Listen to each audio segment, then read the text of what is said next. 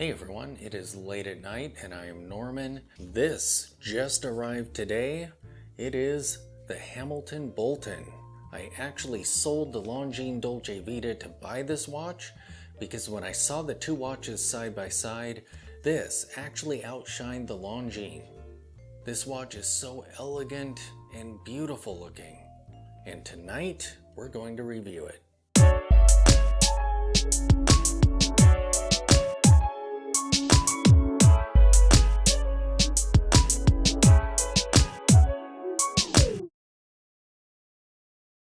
So here is the box that the Hamilton Boulton arrived in. This particular piece is the H13421511. It is actually the variant that arrives on a brown strap as opposed to the blue one. I always love the Hamilton text. The font and everything looks so cool. So I got it on the brown strap even though I would have preferred the blue because I wanted to get a really good deal on this. So I went with a gray market piece that is super affordable, and the only one available was the brown one. All the blue ones at this price point were sold out. It ships with a super simple instruction booklet and a warranty book that's surprisingly thick. Nice bare wood box with the awesome logo there and that cool text. And there it is. As you can see, I've already opened this because I've already swapped the strap. Let's get this sticker off here. Get it off the cushion.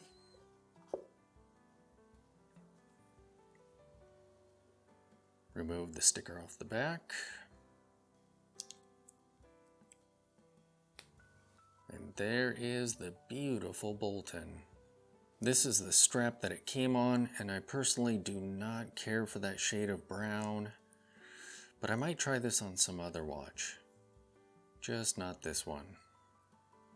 There's the Hamilton buckle, still has a sticker on it. I currently have this on one of my Rios shell Cordovan straps. So the lugs on this are nice and curvy.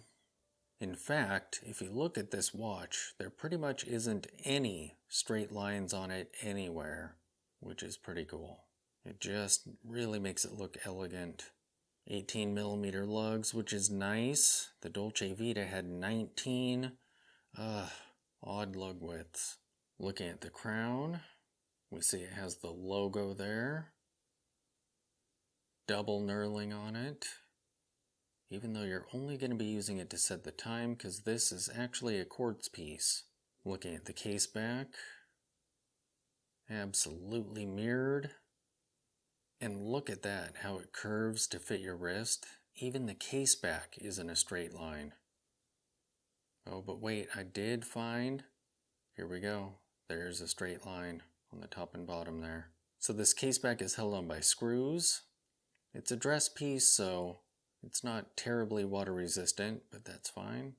All right, let's see how this crown is when you're operating it. The double knurling is really nice because you can use the center groove there to help pull it out. You don't have to reach way up to the case there. That's actually pretty cool. There is nice resistance here. It's not super loose feeling. It's just nice and snug. Really quality feeling. Pop that back in. Very nice. And look at this crystal. This has a sapphire crystal, and it's so cool how it curves this way and that way. It really makes this watch look nice and flat and elegant. And I think it's all of these curves and just the overall elegance of it that really outshine the Dolce Vita. It made the Dolce Vita look real blocky and thick. And just, I don't know. In comparison, it almost looked a little clumsy compared to this one. You can see that there's a slight bevel to the edge of the crystal, giving it some added sparkle in the light, and even a little bit of warping of the dial there, where you can see the hands through that bezel. The dial itself is gorgeous. You can't really see it so well in this light, but there is a very slight, almost texture to it in a way. That sub-dial has some great texture to it. And being quartz, it's cool that the seconds hand is in a sub-dial. It's not so distracting. For people who are bothered by that slow ticking seconds hand, personally it doesn't really bother me, but it is kind of cool when it's put in a sub-seconds or when the watch is two-handed. You can see these hands are blued and just beautiful. I love the shape of the hour and minutes hand. I also love how the Roman numerals track is rounded on the inside there. Again, just no straight lines anywhere, except the case back.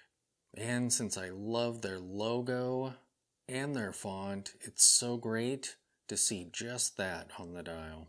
Down at the bottom, it's kind of difficult to read, but it just says Swiss made. And this is part of the Swatch group, so that's great. I've really had great luck with their service center at any rate. When I had to send the Longines in under warranty, yeah, within minutes I was speaking to an actual person. So it's cool that this is part of a group where you have a strong support center and whatnot.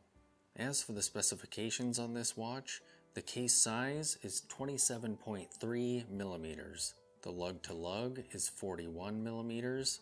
The case height is 9 millimeters, and that is at the highest point of the crystal there. The lug width, as I mentioned, is 18 millimeters. The crystal is sapphire. The case is stainless steel.